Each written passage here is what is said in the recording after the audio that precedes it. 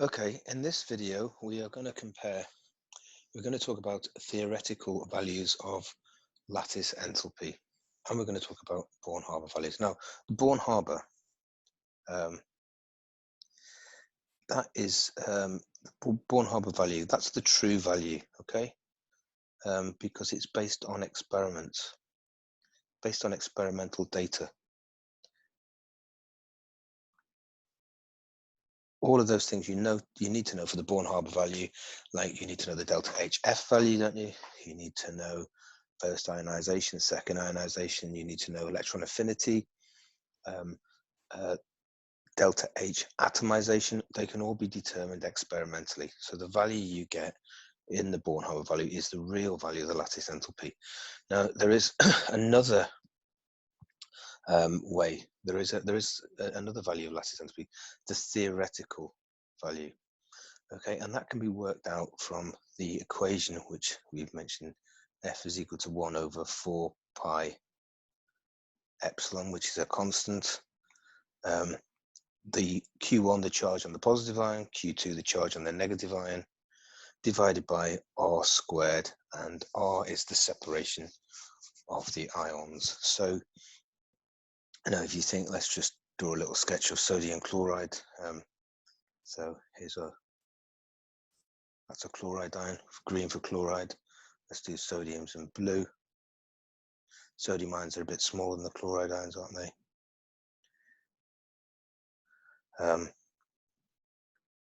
So just a two-dimensional diagram of the three-dimensional lattice, right? So you're going to have to put a force to separate those ions because they attract each other, and you all know that work done is equal to force times distance from your GCSE physics. So if you want to separate all those ions, you can work out the force from this equation, and the distance, well, the distance is the separation of R here. We don't need to be able to work out these ourselves. We don't really need to know how, but just a little bit of an explanation. So if you have, right, this is going to be two ions, right? This is the force on the ions, isn't it? And this is going to be the distance between the ions. This is R here, so this is the distance they are in the lattice. That's when they're in the lattice. And you're going to have a strong force. Okay, what's going to happen to the strength of that force as the ions are separated, as the distance gets bigger? Well, look, the value of R is going to get bigger. And so you're going to get a graph. If you can sketch it from, if you do maths, F is proportional to 1 over R squared, so you're going to get something like that, aren't you? Okay, and then that will go towards the axis. So if you want to work out the total energy, so this is the theoretical lattice enthalpy, right? What you need to do is you need to find the area under that curve, which you will appreciate you can calculate by integrating it, but we don't need to worry about that. But anyway, this is how theoretical lattice enthalpy values are calculated. Now, there are the main assumption that this on this the way this is done. The assumption is that the ions are spherical. Okay, that is really important. Okay, so you assume the ions are spherical. Now, if the ions are spherical, then here's your Born-Haber value. So let's look at potassium fluoride. Okay, so the lattice enthalpy, the Born-Haber value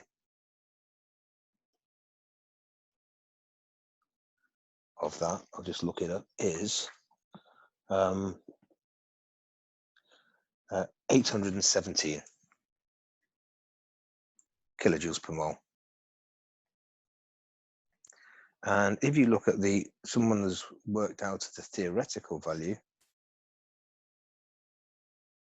and that is 807 kilojoules per mole. Right, what can you say about these two values? Well, they're in very close agreement. Yeah, 817, 807, there's not much difference there. So that means, therefore, the assumption that the ions are spherical is correct. The ions are spherical. Okay, so if you look at another one, I'm going to choose, let me think. Let's have a look at magnesium. Let's have a look at magnesium chloride, okay?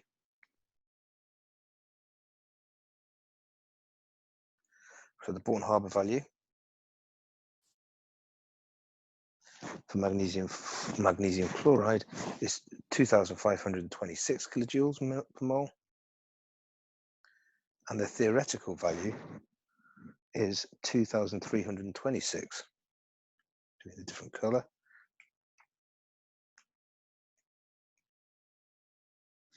2,026. Okay, so it's about 200 kilojoules per mole less. Okay, that is not a good agreement. So we can assume there the ions. Well, our assumption that the ions are spherical is incorrect. We can say that the ions are not spherical. In this case, in the magnesium chloride, there's poor agreement between the Born-Haber value and the theoretical values. So we need to think now, what is causing the ions not to be spherical? Okay, so I am going to erase all of that. And let's look at magnesium chloride. Well, let's look at potassium chloride. So you've got potassium. It's a pretty big ion, yeah, because it's 288. And you've got magnesium. It's a lot smaller because it's only 28. And also, it's got a double positive charge on it. So this has got high charge density. I think earlier I said don't worry about charge density when we're talking about the size of lattice enthalpies, but we need to, when we're talking about comparing the theoretical and the Born-Haber, we need to think charge density. Whereas potassium, that has got a low charge density. It's only got 1 and it's spread over a much larger volume. So this is the magnesium is a little highly charged little packet of positive charge, very strong. Now, if you think you get a little magnesium ion there, and you get a chloride ion. Now, the chloride ion is quite a lot bigger than the magnesium. So here's our chloride ion. Okay, what's this? What's this? This chloride ion is mostly negative charge, isn't it? Okay, it's all electrons. You've got your positive in the nucleus there. This is this little packet of high charge density, positive charge here, is going to drag over some of this, and it's going to distort the shape of the ion. So the shape of the chloride ion is going to go like that. Okay, so here, the magnesium is distorting the chloride ion. So the chloride ion is not spherical. Right, so we're going to write a couple of things down here now. Okay, so I'm going to say the Mg2 plus ion distorts, or polarizes is the word we should use. It polarizes the negative chloride ion.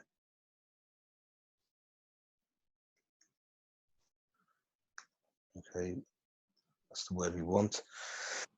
Okay, so that means if you think about all this little bit of negative charge here, which I've colored in green now, that is that negative charge, if you like, is being partly shared between the magnesium ion and the chloride ion. Now, what is sharing of negative charge? It's not ionic bonding, is it? It's covalent bonding. So what we say here is there is some covalent character to the bonding in magnesium chloride. And that is reflected in the pore agreement between theoretical and the Born-Haber value